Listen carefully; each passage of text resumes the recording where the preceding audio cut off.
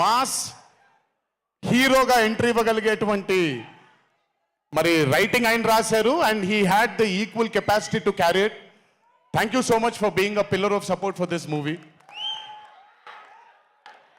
అలాగే మై లడ్డు మా విష్ణు గారు,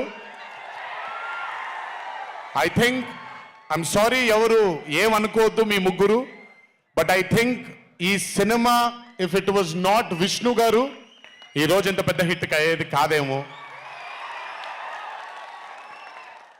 నన్ను మామూలుగా చాలా మంది అడుగుతారు రాముడుగా చేయడం ఈజీయా లేకపోతే రావణాసురుడిగా చేయడం కష్టమా అని.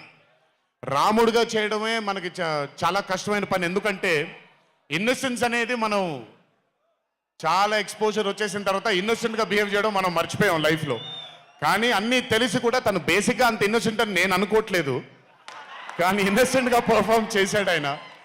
ఆ ఇన్నోసెన్స్ కనుక విష్ణు గారిలో లేకపోయి ఉంటే ఈరోజు నిజంగా ఈ కామెడీ వర్కౌట్ అయ్యేది కాదు.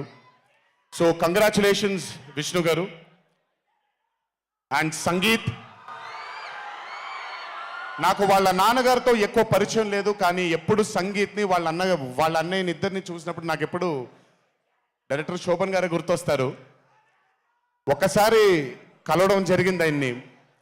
అయినంత సాఫ్ట్ స్పోకెన్ మనిషిని, అంత హంబుల్గా ఉండే మనిషిని నేను మళ్ళీ చూడలేదు.